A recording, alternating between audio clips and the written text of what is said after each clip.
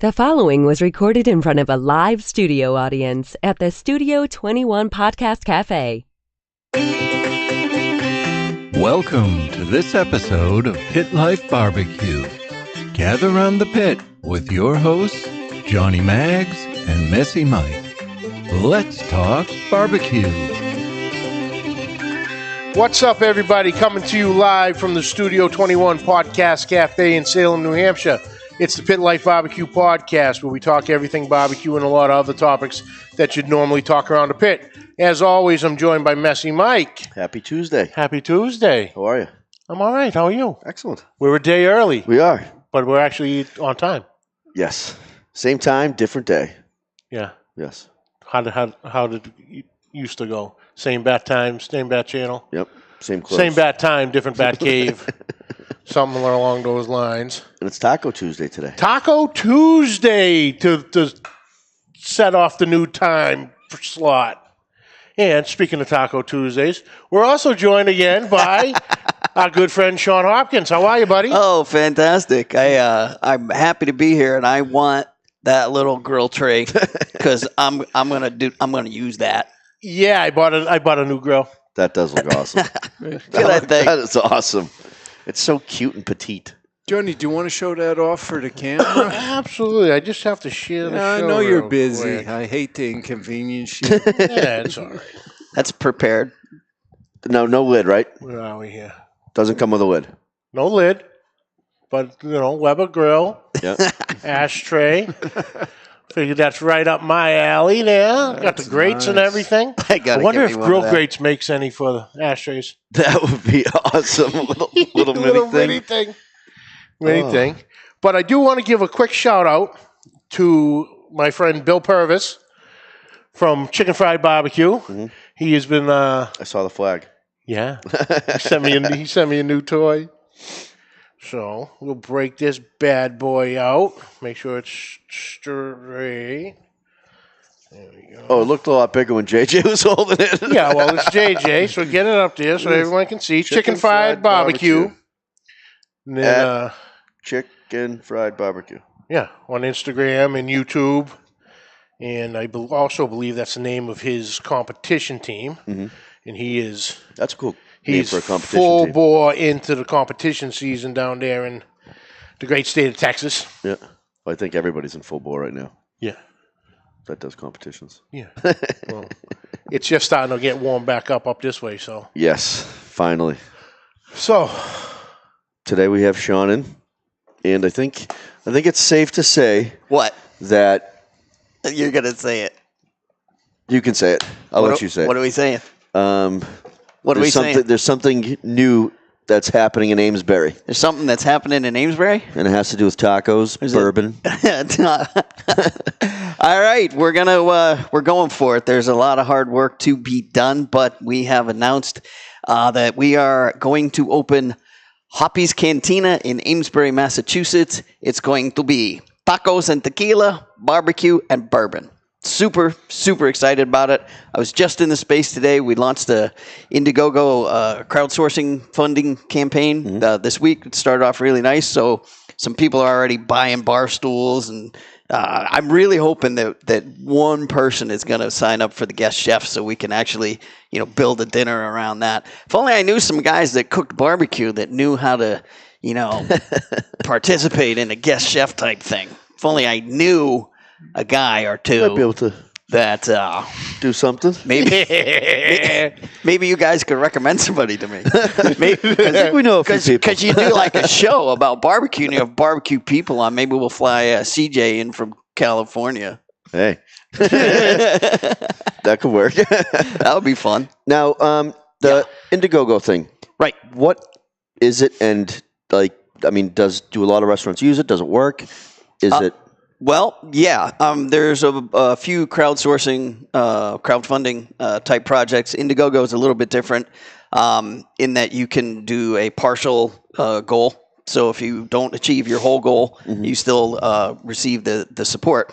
And that's really the cool thing is that I live in Amesbury, Massachusetts. I love that town, and the reason we shut Lobster Q down was to pursue this opportunity. I knew I couldn't do both. I just couldn't. That's fair and true, by the way. So when this opportunity came to us, had to jump on it. Absolutely had to jump on it. And the way Indiegogo is helpful for us is there's things that we want to do. Like I could open the doors tomorrow and sell 24 burritos, put a little chalkboard out front. But we want to take this opportunity to do some redesign, right? So we're gonna apply literally all the money that we get from this campaign. We're gonna apply towards redesigning the bar. The building's really cool. It's right in downtown Amesbury. It's got brick walls in the front. It's got floor-to-ceiling windows. It's really got a lot of character. And so what we want to do is take the bar out that's there and rebuild a center horseshoe bar in the middle of the dining area. Off to there's kind of two sections, and then we'll have seating and high tops around that. And that's not an inexpensive thing to do. So we are putting all that money into it, and everybody that wants to help us, we're already 10% funded. We just started, which is really cool. Nice. Modest goal, $20,000, and we're going to put all that into that redesign. Nice. We do have a question from David Billings. Is this the same as the Cantina in Newburyport near the industrial park? It is not. No. Nope. Not the same thing at all. I mean, it's me, so I'm a pretty good authority to answer that question. Yeah, this is his first Tex-Mex. Yeah, yes. Tacos and tequila, barbecue. Now, how are you? So for tequila and bourbons, I mean, I'm a beer drinker. I mean, I know you're a bourbon drinker, whiskey drinker. We all know what happens when you drink whiskey. Do you drink tequila? Huh? You drink tequila. She drinks tequila. Okay. So when you drink, like, what are you looking for to have in your restaurant? Like, what flavor profile you having, or are you looking at brand, types of brands, or what are you looking for in that aspect? Well, here's the thing. So basically, when we're talking tacos and barbecue, we're really talking about a Tex-Mex theme, right? So we want to bring a whole bunch of really cool flavors to that. And the tequila and the bourbon it's been fun for research purposes for me, because prior to this, I was more of a single malt Scotch guy. And, I take the whole tour of Scotland on my palate, so to speak. Big fan of the Islay malts, Lagavulin, Laphroaig, Ardbeg. Love that stuff. So I have, I don't want to say gone out of my comfort zone, but I've been trying new things. And I literally said to my wife last night, she was going to be very nice and buy me an Ardbeg, a special edition called Groovy, which is lovely. I tasted it this weekend, but it's $133 bottle. And she was going to suggest that we pick that up. And I said, you know what? I have to be smart. I said that. I have to be smart. And by being smart, what I meant was I need to buy tequila and bourbon that I haven't had so that I can take notes. That's smart. Right? That is smart. Crazy like a fox. So so that's what I'm doing. I'm buying a different thing every time. I tried something called 1742. I tried talking bourbons. I tried something called Wiggly Bridge. I just picked up Jefferson's, and it is really interesting for me because I wouldn't have thought I had a bourbon palate to get into this and find things that I'm enjoying. So I mean, the Jefferson's is really good. Oh, and affordable too. Yeah, it's like $30 or $32 a bottle. The flavor profile was really consistent on the palate. Had a little bit of pepper and spice, but really smooth. Drank very, very well. I got a little bit of vanilla, a little bit of oak, and it really just it bloomed, which is really cool. Because sometimes I find a bourbon will like hit you right away and then fade. Yeah. Or hit you and turn to an off-putting kind of thing. Yeah. What I mean, we all have different tastes, so that's fine. But for me, I don't have a sweet palate, so I've been finding that I can get into a rye whiskey, that gets some of that pepper and cinnamon on it, and it's dry enough, and I'm having a lot of fun. Yeah, I'm a big fan of the Woodford Reserves. Oh yeah. But those can get pricey. That can get up there. The Buffalo Trace is an excellent bourbon too. Yeah. Who else? You actually had a bourbon tasting Whistle Pig. Because you had a. That's not nice. I had a tasting party that we went to, and it was buy a bottle for $50 or less. Yep. And everybody bought a bottle. So there was tons of bourbons there, and I tried my hardest to take a glass, fill it with ice, sip it, enjoy it, relax a little bit. Screw that. Give me a beer. Nope. I'll talk beers all day long, but when I taste bourbon, it tastes like a barrel. And tequila tastes like tequila. I'm going to give you a little hint. Tequila tastes like it's tequila. in a barrel. I'm going to give you You see just a little thing. the sophisticated analysis you get. Yeah, I hope you didn't come here for help. Well, what's tequila taste like? Tequila. Yeah, because it tastes like Whiskey is in a barrel. I know it is, and that's all I like. So Yeah, you get it the burns. oak, Yep. Beer, I'll Stick talk with the all day beers. long. This Stick show with the is beer. very educational. So I'm assuming you're gonna have craft beers there as well. Is my last name Hopkins? Yes. Yep, hops. So definitely. But there's one company I'm particularly interested in working with, and that's Shiner for a brewery. Because when I think about Tex-Mex, I think Shiner. You need and Shiner, I yep. think how it bridges the gap between say tacos and brisket. And by the way, brisket tacos sounds pretty fantastic to me. So yeah, we're gonna get with Shiner right away. I think we'll probably be able to run about 12 taps total, and then we'll see what we have for bottled selections, things like that. And so we'll do. We'll probably have like Dos Equis Negro, Modelo Special, I love Shiner. the Modelos. Yeah, and then we're also gonna try to get things like Sip of Sunshine and. Here's an unfortunate thing too. We're a 30-second walk from Brewery Sylvaticus in Amesbury, and they do this absolutely wonderful beer, and I can see it from my front door, and I can't get it in my restaurant. It's pissing me off. It's got to be a way around awesome. this. It's got to be a way around this. They're all over me today. What? You getting heckled? A little bit, but Kent has a question for you. For me? Well, actually, it's for me, Mags. Yeah. What happens to Mike when he drinks too much Gentleman Jack? I fall on couches and pass out for 30 minutes. That's on film, isn't it? Yes, it is. No, Not that part. it wasn't on Thank film. God. It was on live feed, so there's really only about maybe 8 to 10 people who So can vouch for if it. someone was smart, they would have been videotaping the actual live feed. Yeah, but the live feed was then, but no one, the Google Hangouts after show isn't recorded. Messed up. So there is 8 to 10 people that will confirm the faceplant. Yes, I tried to be. I manned up. I 100% manned up. You manned up on and it. I made it. Sounds like I 50% manned up. It was kind of. Isn't completing the activity part of like The activity was completed. It was the after show. It was the after hours conversation. Well, let's say that John is working the parallel bars in the Olympics, and he goes faceplant before. I mean, that's not a proper dismount.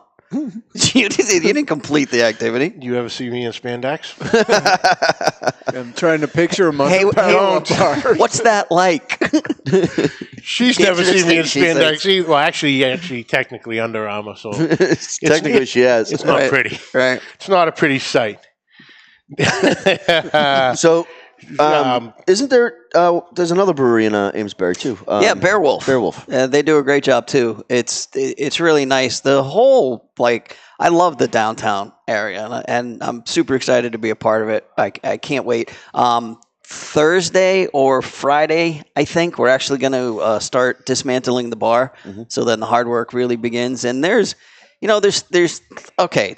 doing the restaurant operation is one thing. I'm familiar with that. But applying for all the licensing and the permits and things like that, I am already coming across some surprises, which is why the Indiegogo campaign is very helpful for us. Yep. For example, we have to notify the abutters that we're applying for a liquor license and whatnot. no problem. So I figured I'd walk across the street and say hi to the neighbors. Hey, we're going to have a cantina. It's going to be fun. But no, it's not like that at all. So I went to the assessor's office, and they gave me a sheet of paper. And the sheet of paper wasn't just like the neighbors that touched the property. It's like 3 miles around or something. So it's like 140 names. Okay. Now, not a big deal. I'm perfectly happy to reach out to 140 people and say, howdy, neighbor. However, what you have to do is send them all certified letters. Certified mail, right? Jesus. So it's not even just that you're mailing a letter. You got to spend the money for a certified mailer. And I walked into the mayor's office, and they started laughing at me. And they're like, welcome to doing business in the People's Republic of Massachusetts. Yep. And there's no way around it. And the thing they said that I found particularly interesting is they said, here's the thing. A third of them are going to come back unopened, right? So that's a waste. And then, by the way, nobody's going to go to the hearing. So we're just going to have that little exercise in spending money. So, wow. Yeah. So that's great. All right. So that music is... We're going to take a quick little break for our first commercial. First commercial. Advertiser. Yep. And check it out, and we'll be back in a minute.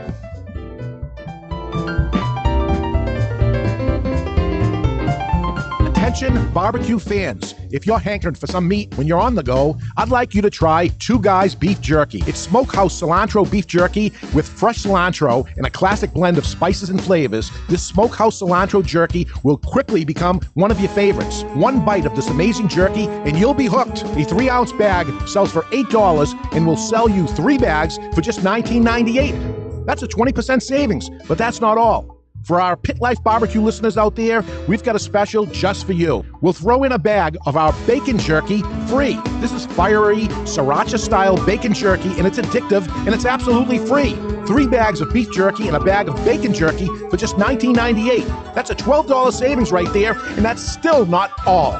Order now and put BBQ as your coupon code, and we'll even pick up the shipping. Go to twoguys.com/jerky. That's the number 2guys.com/jerky. Put 3 beef jerkies in your cart and put the coupon code BBQ, and we'll automatically include a free bacon jerky and cover the shipping costs. 2guys.com/jerky. That's the number 2guys.com/jerky. 3 bags of the best beef jerky you ever tasted. It's 1 bag of the addictive bacon jerky and free shipping on the whole order. Order today because this offer expires soon. 2guys.com/jerky. And we're back. 2 Guys Beef Jerky. I can pretty much speak for the both of us that it is phenomenal. Oh, yeah. Both the cilantro beef jerky and the sriracha bacon jerky is out of this world. I've had the sriracha bacon. It's awesome. Yeah. Jerky boys. So that's the first commercial. That was fantastic, Ed. Yeah. Yeah. Thanks, Crazy Dave Ed. knocked it out of the park on that one. We may have others in the future. Nice. And I'm waving to Sean's fans. Pay no attention to the man behind the curtain. And if you're interested in advertising with us, it can be as low as $40 a week and quarterly. And your commercial 60-second commercial will, for a 60-second commercial, and your commercial will never disappear because it will be archived in all the previous episodes. Yep. As long as they're around. Yes, and if they want more information, then hit us up, and you can hit us up and send them that information. Pit Life BBQ Podcast yeah. Yeah. Put an ad in there. Yeah. .com.gov. Yeah. Pit Life BBQ Podcast @gmail.com. Bam. I think it's really awesome that with your advertising program, each advertisement that purchased, John's going to get a face tattoo. I think that's cool. That's very cool. So your logo right on the right on the forehead. Nice. I got plenty of room. I think that's $10 extra. $10 extra. Well, he was going to do a cattle prod last week. Oh my God! I laughed so hard on the cigar authority. I'd do it. I do want to get him. If you have that at some point next week, we'll just do it. Well, Dave came right out and said, he goes, I want to do it to somebody. So we'll do it next week. Dave's down on Perfect. it. So. Perfect. You're a bad influence. So tacos. Tacos. Let's get to tacos. So what? I know you're just in the beginning stages, but tacos. What else are you going to be offering? Maybe not right away, but maybe down the road as well. But is it just going to be strictly tacos? Different types of street tacos. Right. So basically, what I want you to be able to do is pick the protein, right? The meat that you want, and it can be. We're experimenting with a number of different things. Last weekend, I did an experiment that, as I was eating the taco, I was thinking, you know what? I would pay money for this. I personally would pay money for this. Got another comment. No, great. Lobster tacos? Lobster tacos. We've done lobster salad tacos at Lobster Q, so I wouldn't be surprised if that appears as a special. We're thinking of a couple of fish tacos, like an ahi tuna tartar, tuna tartar taco time, and maybe a sautéed haddock type thing. I think that would be kind of fun. But the experiment this weekend was essentially carnitas. So when I talk Tex-Mex, this is like a great example because basically what we'll be doing is we'll be smoking pork butts, and it's going to turn into pulled pork and carnitas. So there's your Tex-Mex, right? Now explain what carnitas is. People that don't know. It's pulled pork. Now hold on. We got California and Texas out here, so tread lightly. Well, the way we did it this time was a particular rub that I thought translated really well. And then when we shredded it, we did it with some salsa verde.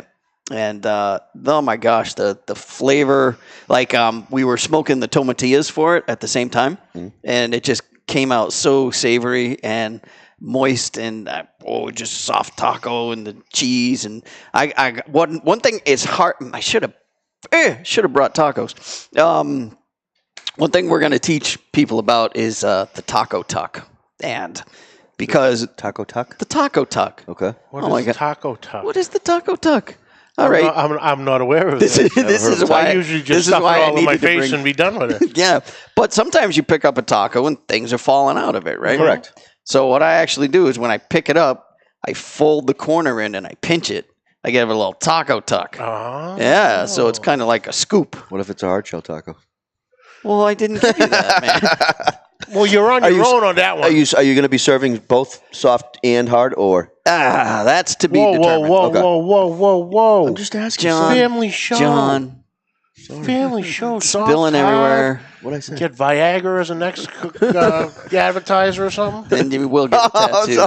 Jesus. I can get, you know how they have the teardrops? Yeah. I can get the little blue pill. All right, I will chip in for that one. I will chip in for that one. Absolutely. But I did hear. Speaking of the lobster taco, I did hear. And I can't remember if it was pulled pork, but I think it was brisket. I think it was lobster and brisket. And it was a taco. Surf and turf taco. Lobster and brisket. That's what I think they called it, and a lot of people said it was excellent. I don't know exactly what he did with it, but I know it consisted of brisket and lobster. Interesting. Did they take the lobster out of the shell? They did. Oh, good. That's smart. That's smart. I was watching Carnival Eats, and the guy made it was a lobster taco. So basically, it was like lobster coleslaw, but then he also put clam chowder on top of it, like a thick chowder. Yeah, Interesting. It was very thick. Yeah. Wow. But yeah, what? We're in New England. You're throwing me off without the glasses now. I know. You can't see yourself. Oh, goodness. Chowder on top. Yeah. Really? Swear to God. It was on Carnival Eats. Okay. Yep. All right. Yep. Okay. I know, it's crazy. I just, it's... So do we have any idea of a potential opening date? Well, June 4th. June 4th. I'm just kidding. You Here heard I it am. announced here first. I almost bought into that one.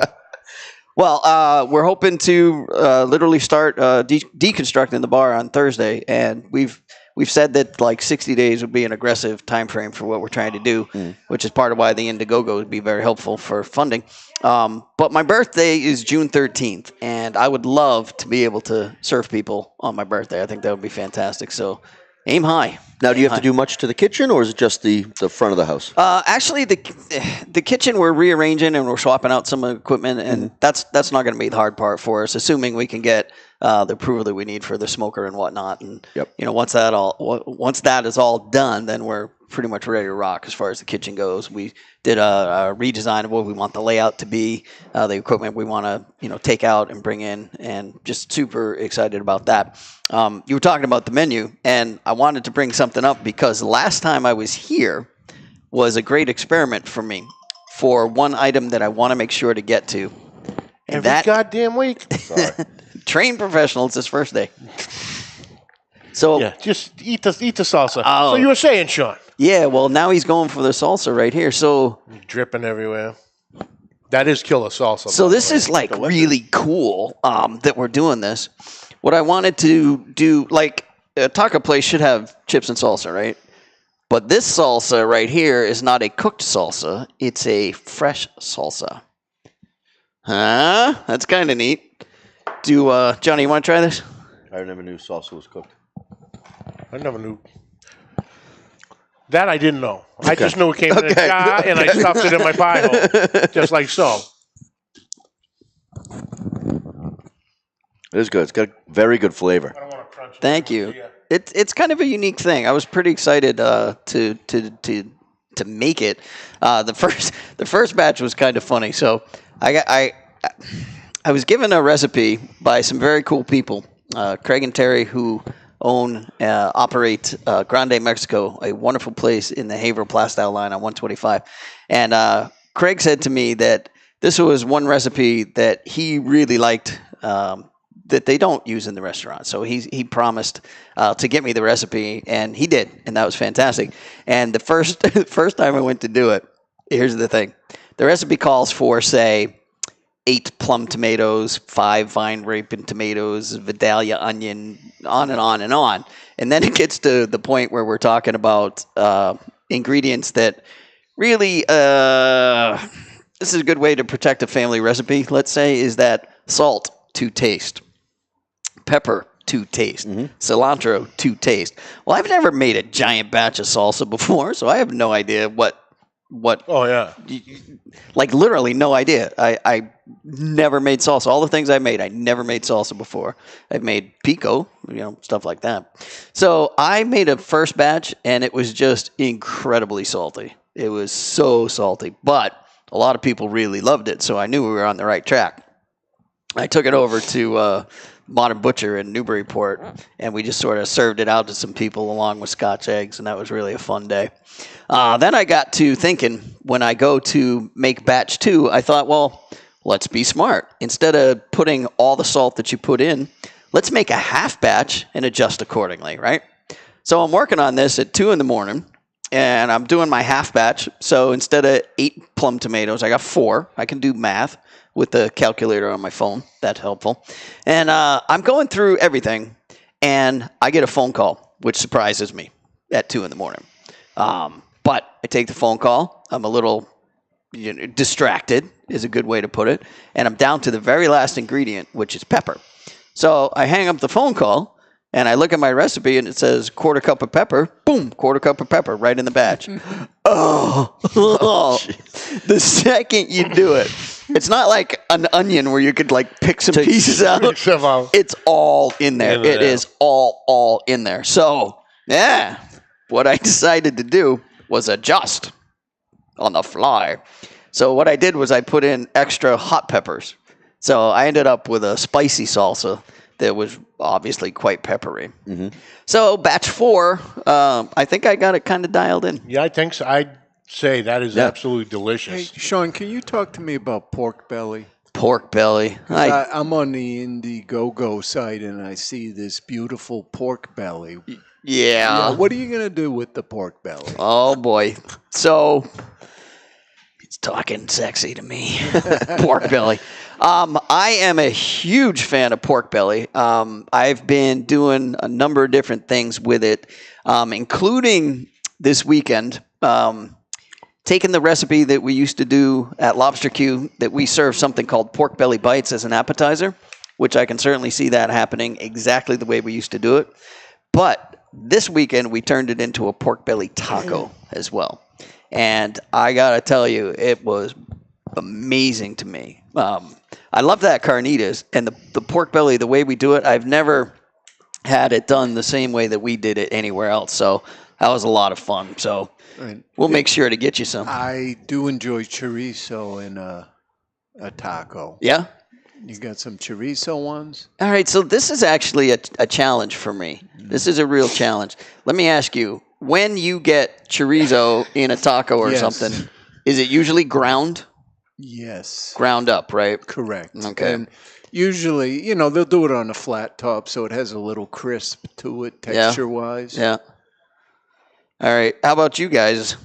I've never had chorizo on a taco. No? No. I've never had chorizo on a taco either, but you have my attention. There's a place I've gone to that has chorizo and egg. Chorizo and egg? Ooh. It's delicious. Wow. Yeah, they'll cook up the chorizo on the flat top and then throw some fresh egg there, stir it all up, and throw it in the taco. Now that sounds awesome. So now we're talking about a Bloody Mary brunch bar at the Tex-Mex place. Well, maybe it's a brunch special. Not a bad deal. Now, why does that give you some complications or? Okay, so food is all a matter of taste. Beer, tequila, bourbon, the salsa. If it wasn't your thing, that's okay. It's for me. Did I execute what I was trying to execute? And I feel good about that. Now, chorizo for me, it's like it sounds delicious. Mm-hmm. I've done chorizo Scotch eggs, things like that. And I was thinking about having a chorizo taco, but I haven't got it right yet. And as you said, when you go out and get it, usually it's a ground up chorizo. And so when I have that, oftentimes it's salty, bland, but you don't get any of the sensation of biting a piece of chorizo. Right. You don't get any snap. You don't get any crunch. So I am sourcing different types. And this is a fun experiment because now I'm making chorizo tacos, right? And I'm trying to figure out the best way to if you need prepare. Any taste testers, I'm available. Every Tuesday at 5. You know where to find me. And if you want to check out any ideas, my friend Paul here, also a.k.a. Leprechaun. He has a YouTube channel, Leprechaun TV. Yeah. He said he's done tons of chorizo tacos, burritos, and quesadillas. Okay. And pretty sure he does them all on Blackstone. Have him call in. We can't. Have him call in and drop some knowledge on me. No, but he all the videos right there on his thing. So you check that a little research. Who's that again? Leprechaun TV. Leprechaun TV. All right, I'll definitely do that. Yeah, so I guess what I'm looking for is, like, you can't put a chorizo sausage in there. I mean, you could, I suppose, but I think that's just put the whole thing in there. Like the whole ratio gets kind of screwed up, and then when you take it out of the casing and you get the crumbles, I don't know. So what if you kind of smoke it and blackened it a little bit? Chorizo bites, kind of like a hash, right? So there's the dilemma, because in doing that, sometimes when you cut some of the sausages and then you start to cook them, they peel in weird directions. Mm-hmm. So I'm looking for one that can be cut but to larger pieces that will then stay in the taco and not fall all over the place and still have some depth of flavor. I don't want salty and bland. If I use the taco tuck, can't I hold the stuff in there? The taco tuck is very helpful. Yeah, I thought it would be.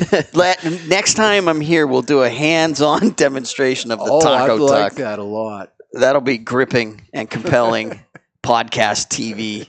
I'm trying to figure it out. I'm trying the virtual taco here. Taco tuck. It's gonna. Yeah, because you're gonna fold. I'm gonna start a gang war in a minute.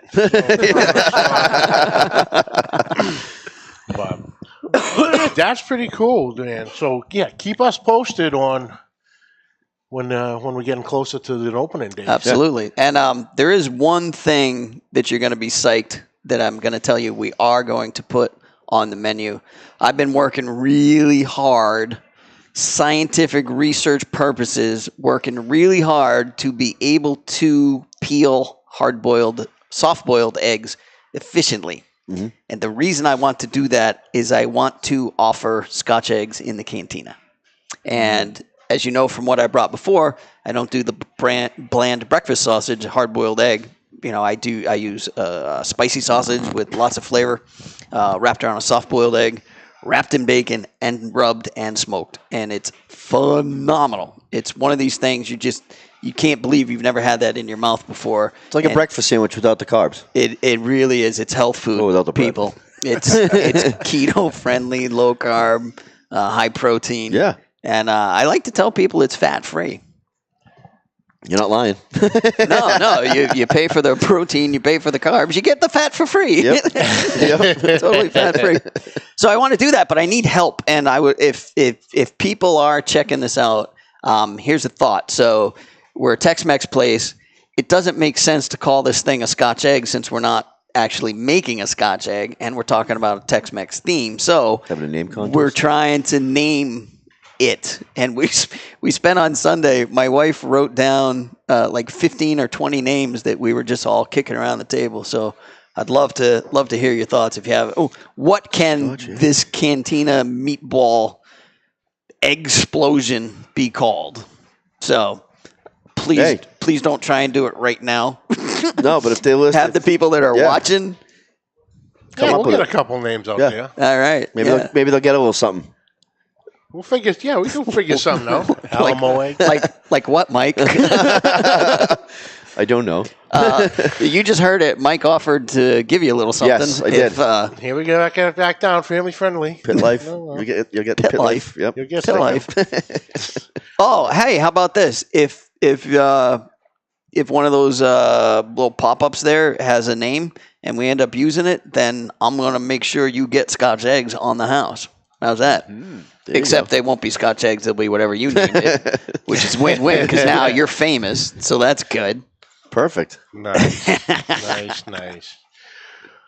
All right. Well, Sean, thank you for joining us, brother. Yeah, thank you very much, Sean. That. Sweet.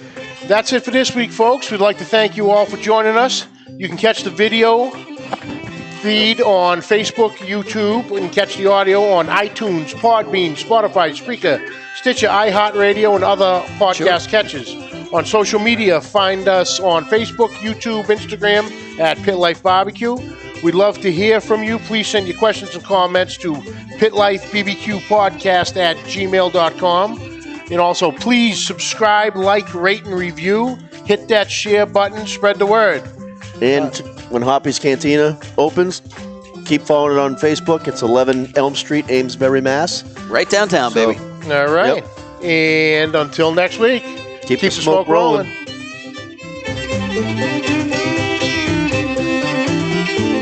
The views and opinions expressed by the hosts, guests, or callers of this program do not necessarily reflect the opinions of the Studio 21 Podcast Café, the United Podcast Network, its partners, or affiliates.